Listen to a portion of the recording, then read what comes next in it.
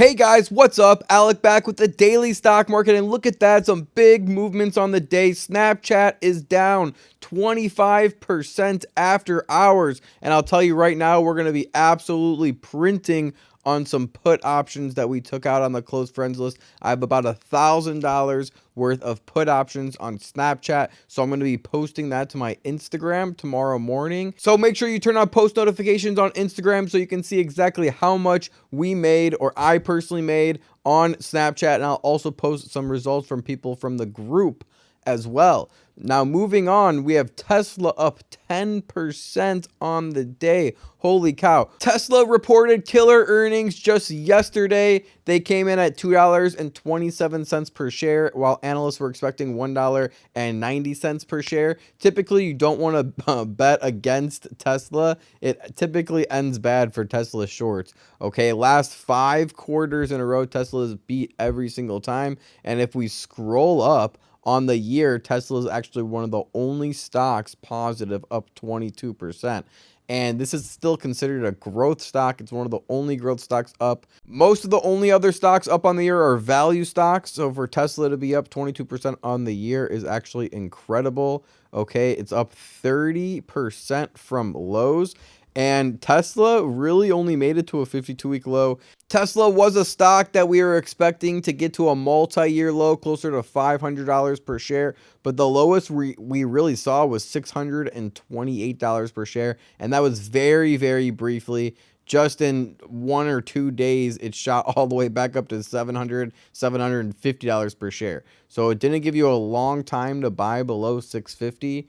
I have high price alerts set below 700 into the 675 and 650 is where I really want to load up. Most of my Tesla is in my long-term accounts, though, that I don't even touch or look at, and I just dollar cost average consistently in Tesla. I think it's the best thing to do. However, I do have price alerts set around 650, like I said. Moving on, let's talk about Shopify, up 5% on the day. However, they are down after hours. We can see in the last week they're up 25%. So did they bottom close to $30 per share? That's the question a lot of people are asking. And you can see in the last 3 months, it's been hitting this $30 support pretty consistently. You can see if I make some supports and resistances here, it actually has been bouncing off this one pretty recently. You can actually see that top resistance right there is set at around $40 per share, where it's at right now. So this could be a time where Shopify could drop down closer to that $30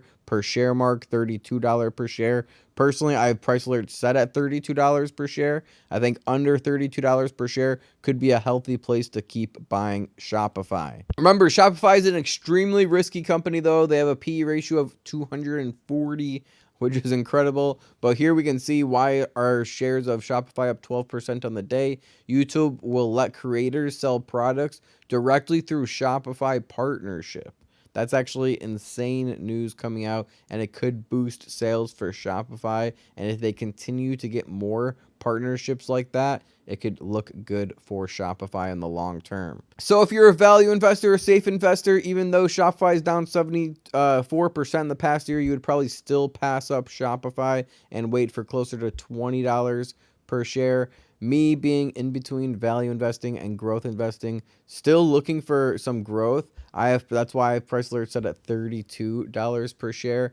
I think for long-term investing, that can definitely pay off. Now leave a big thumbs up on this video if you want me to do a future video about streaming wars, Netflix versus Disney, Paramount, Amazon Prime, Apple TV, HBO Max. Who's winning? We can go through a full article like this one, and we can give you my personal opinions as well. Netflix is losing its appeal with subscribers, according to the survey results reported by some statisticians. Okay, Apple made a strong inroads with the percentage of satisfied Apple TV Plus subscribers, increasing 14 percentage points.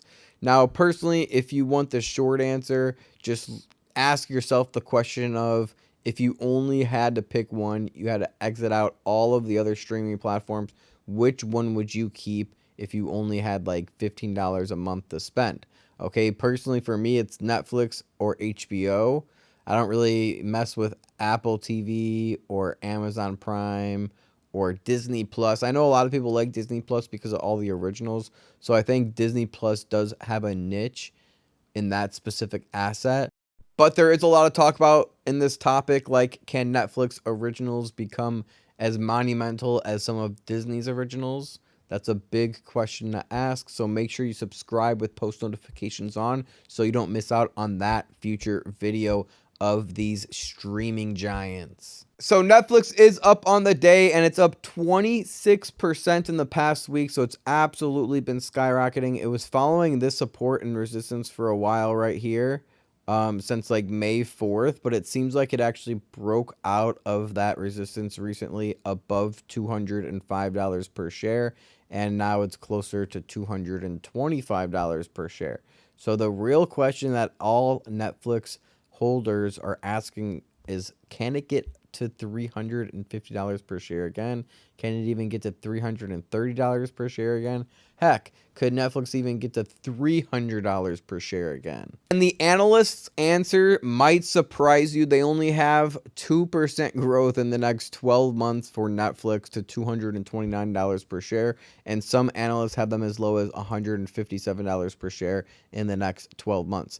That's a 5-star analyst coming from Goldman Sachs, also with a 63% success ratio, and he just reiterated that 2 days ago. So that's super risky. Now the analyst right above him, Daniel Salmon from BMO Capital, is a 5-star analyst as well, with a 63% success rating, and he has a $365 price target in the next 12 months. So that's why it's risky to look at what analysts have to say. One of these guys are going to be wrong, even though they're right a lot of the time. We also see, if we scroll down, we see more 5-star analysts coming in. A JPM analyst coming in with a 59% success ratio with a $240 price target in the next 12 months. Okay, so that's why it's best to look at the average. And on average, analysts have about a $229 price target in the next 12 months. So the risk versus reward probably isn't there just yet for Netflix. We want to see them lower, and if we can see them fall 30%, even 20%, I think it'll be a good time to revisit Netflix at that point. So with Snapchat posting its weakest ever sales growth, citing digital ad spend slowdown, I posted this on my close friends list here, which I'll give you guys a little bit of sneak peek again. You guys are welcome. Make sure you message me and get on this close friends list yourself. I post awesome content there every single day. I post what I'm buying, how much I'm buying, what stocks I'm looking into, what options, strike prices, expiration dates, when I'm buying, when I'm selling options, and everything below. Now, if you're interested in options specifically, I'm going to be raising the price of the option course. So if you're interested in just the stock market, just the stocks that I'm buying for like long-term swing trade, short, medium term, message me and let me know what you're more interested in. If you're just a beginner and you don't really know, we'll figure it out together.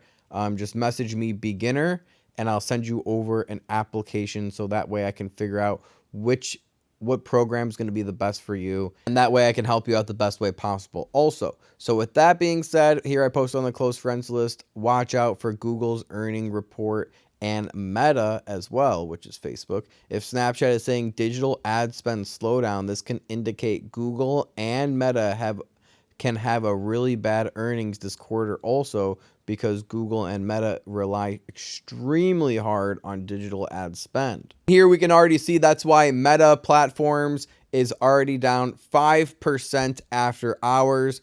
And if we go into Google, all right, we see that Google is already down 3% after hours. So it could be a good time to buy these stocks after earnings, after they report earnings. Hopefully we'll see Google lower than $105 per share. Hopefully we'll see Facebook or Meta stock closer to $150 per share. With that being said, make sure you subscribe with post notifications so you don't miss out on any future uploads of videos I'm releasing. with earnings around the corner. Make sure you like and subscribe and share with a friend if you think that they can find value in this video. Also, if you want to see the success that we've been having on the close friends list, check out success number 5. And you can even go to the most recent ones, but we've had plenty of success. Now over 500 positive testimonials, over 1,000 students are enrolled in our program. Turn on post story notifications on, because tomorrow morning, as soon as the market opens, our Snapchat puts are going to cash in heavy, and I'll be posting the results on my story here on Instagram. So stay tuned for that. Thank you guys for all the love and support you continue to show the channel. Leave a thumbs up. And also just let me know what you guys want to see next in the future uploads. All right, guys, I'll see you in the next video. Remember, don't time the market, buy the market. Peace.